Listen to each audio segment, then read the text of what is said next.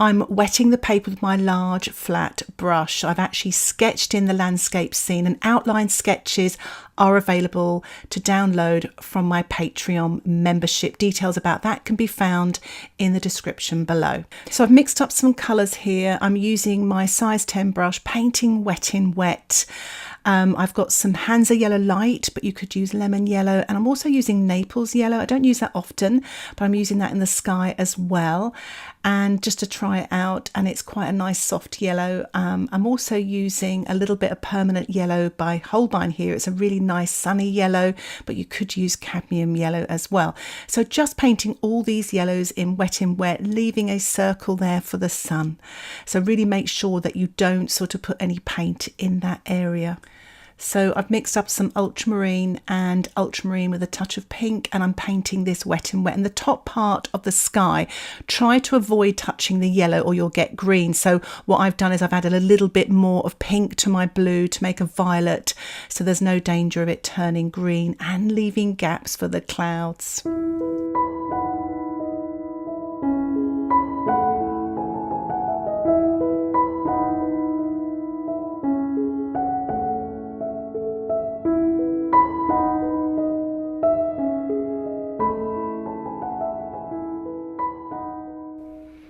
And as you can see there, I'm painting the foreground wet in wet. I'm using my size 10 brush, and I am using the permanent yellow, but you can use cadmium yellow, and I've added a pinch of red to it to warm it up as well.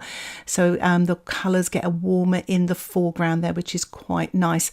Before it dries, I'm going to sprinkle it with a little bit of table salt to create some light textures. As you can see now, once the painting is dry, there's some light textures in the foreground of the painting. And make sure it's absolutely dry before you apply some masking fluid, which I've applied with a synthetic brush. It's an old brush, so I'm not worried about it, but I have dipped it into hand soap to protect it from the masking fluid. And now I'm using an old scourer to print very gently onto the middle ground here, and this is to give the illusion of the rapeseed in the sort of middle distance, and I'm creating the texture with the scourer. And once it's dry, I can actually paint over the top, and that yellow rapeseed will be protected, or the image of it. And I'm spattering as well. Little dots there will also give the impression of the rapeseed. So I've already wet the field area with clean water, and now I'm painting a very sort of light yellow and yellow green on the horizon area using my size 6 brush wet in wet. I'm painting in now a sort of a mid-green, and that's a mixture of the yellow with a little bit of turquoise. I'm painting this wet in wet. I'm also using Quinacridone gold mixed with turquoise, so it's a slightly stronger, darker colour. I've also used ultramarine with the Quinacridone gold as well, just to mix it up, painting the darkest darks in the foreground area, wet in wet, using my size 6 brush. I'm sprinkling some Brusho onto the wet surface. It's grey. I'll put a link in the description below that explains all about Brusho. The painting has dried, and I have removed the masking fluid, and I'm just painting a pale yellow onto the area where I peeled off the masking fluid, leaving some of the lighter yellow as well. I'm using my size 6 brush, painting the warmer yellow in the foreground. So you could use lemon yellow in the distance, and a kind of cadmium yellow in the foreground there, stippling, but leaving the light colour as well here and there. I'm using the little scourer now, and using some of the green paint and printing some textures as well. You can use a natural sponge, and you can also stipple with your brush. I'm now spattering with my size 6 brush some Quinacridone gold, especially in the middle area of the rapeseed field, just to create some warmth coming from that sun. I'm also spattering some of the permanent yellow here in the foreground, just to create some more texture and to create the illusion of the rapeseed. While that's drying, I'm just painting some pale trees on the horizon, wet on dry, using my size 6 brush with a mixture of ultramarine and a tiny touch of yellow.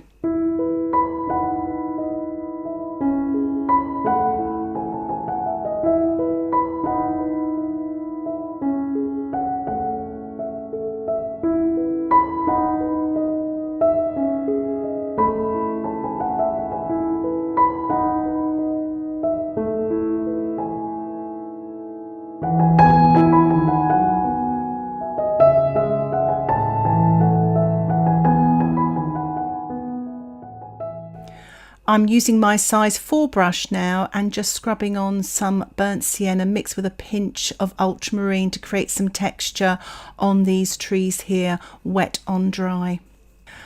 I am actually painting the tree trunks and branches with my size 2 round brush, wet on dry, using a mix of the ultramarine and burnt sienna.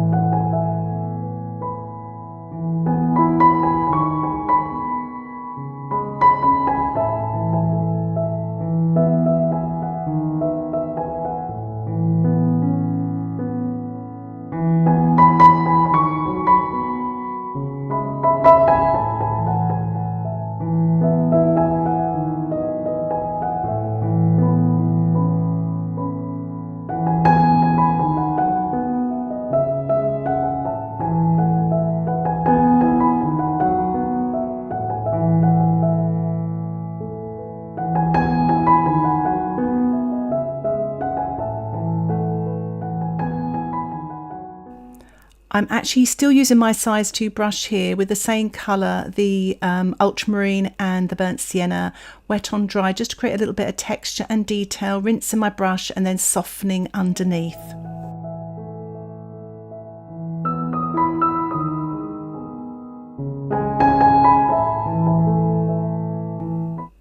I'm again using the scourer. You still can use a natural sponge if you like, or even stipple with a brush, but I'm just tapping very gently some sort of all the colours in my palette, actually, sort of scooping up all the greens, etc., and just printing them, especially in the foreground, wet on dry, to create lots of yummy textures. My painting has dried, and I thought this might be handy for some of you who find all these sort of thin branches, etc., tricky with a thin brush like a liner brush or like my size 2 brush. So I'm actually using a drawing pen. I'll put a link for it in the description below.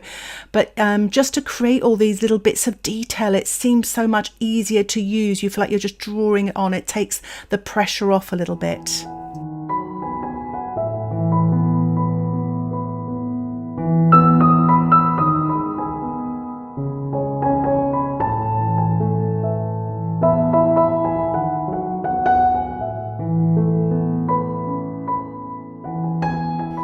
I had a few spots in my sky and I thought I'd use those as the body of the birds, and I'm just using the pen and drawing them on the dry surface, some birds here and there to create some life in the painting.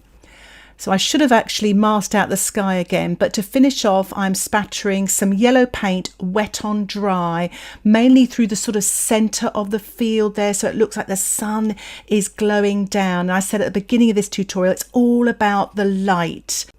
So here is the finished painting. I've removed the washi tape and I'm really pleased with the sun, especially in the sky, but also that light in the middle of the field coming down to the foreground. If you'd like to get access to my exclusive tutorials and longer, more in-depth tutorial with lots more voiceover and my downloadable sketches, why not think about joining my Patreon membership? Just click Patreon in the description below. Thanks for watching. Bye for now.